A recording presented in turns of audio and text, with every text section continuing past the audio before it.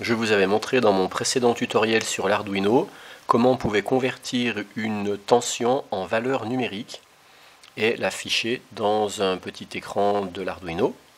Maintenant, je vais vous montrer un exemple d'application de cette valeur numérique, comment on peut par exemple s'en servir pour l'introduire dans un autre programme comme une variable.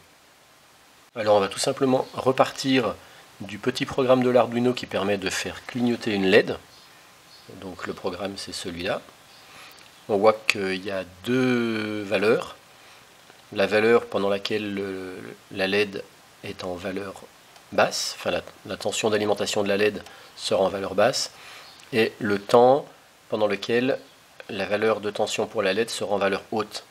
Et bien nous on va tout simplement remplacer une des deux données là, qui sont des données fixes, par une variable, et justement par la variable renvoyée par la valeur numérique donnée par la tension dans notre petit montage. Comment on fait? C'est très simple. Le 200, là, la valeur de 200, je vais la remplacer par le texte analog read, entre parenthèses, 0. Sachant que le 0, justement, c'est mon entrée analogique. Ensuite, il suffit de uploader le petit programme sur la breadboard. Je vais vous redécrire précisément le petit montage tout à l'heure, mais là je vous montre déjà le résultat. Je connecte mon Arduino, je me mets sous alimentation, et voilà. En fonction de la lumière reçue par la photorésistance, eh bien, les LED vont clignoter plus ou moins rapidement, et le buzzer sur le même rythme sonner plus ou moins rapidement.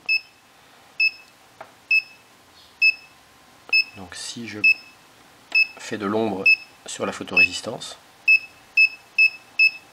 on voit que ça accélère le rythme, et plus je vais priver la photorésistance de lumière, plus le rythme sera rapide.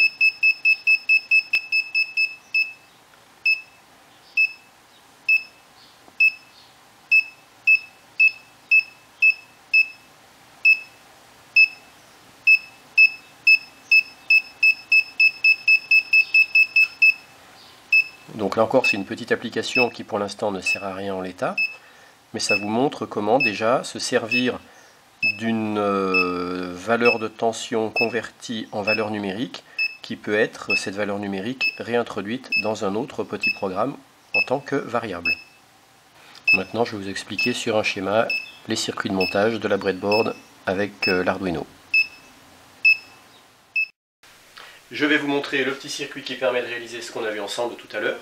Et ce que j'aime beaucoup dans l'Arduino, c'est que c'est comme un petit ordinateur qui peut être couplé à nos circuits électroniques, et ça permet une interactivité entre nos petits circuits habituels et un ordinateur qui peut lui traiter de l'information de façon plus élaborée. Donc le circuit il est très simple. Donc on retrouve ici ma carte Arduino. Alors il ne faut pas oublier de l'alimenter. Moi je l'alimente par l'USB, par le port USB qui donc lui donne sa tension de fonctionnement. Et après le petit circuit qui est là, il est lui-même alimenté par la carte Arduino. Alors on retrouve ici la photorésistance, ici la résistance de 10 kΩ, et entre les deux ma prise de tension au niveau du pont diviseur, et cette prise de tension je la renvoie vers une entrée analogique qui est pour moi la porte A0.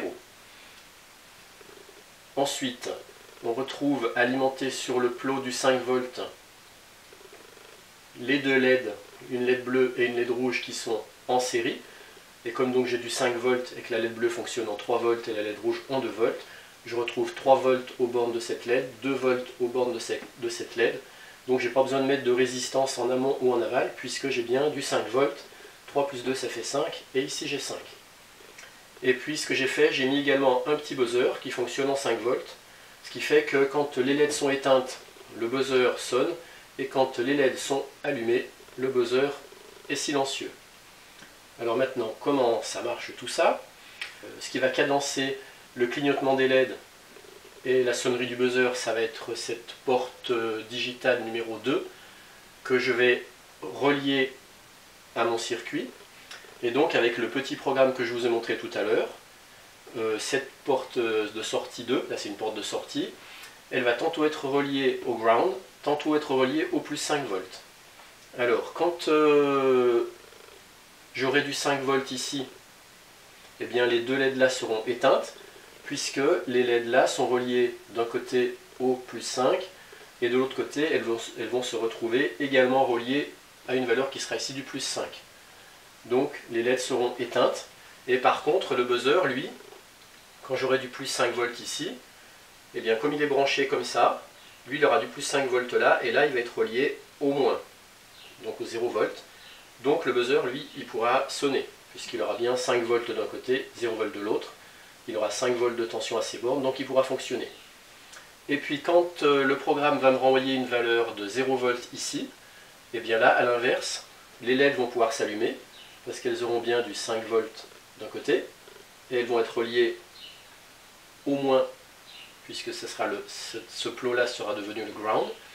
Et par contre, le buzzer, lui, ne pourra plus fonctionner, parce qu'il aura le ground sur cette borne-là, et également du ground sur cette borne-là. Je rappelle le fonctionnement de la photorésistance et du pont diviseur de tension. Imaginons que la photorésistance reçoive une lumière telle qu'on ait la même résistance au niveau de cette photorésistance et au niveau de cette résistance. Ça voudrait dire qu'ici j'aurais pile la moitié de la tension fournie par la borne plus, c'est-à-dire que ici j'ai du 5 volts. Et bien si cette résistance-là est égale à celle-là, ici j'aurai 2,5 volts de tension entre ce point-là et mettons le moins.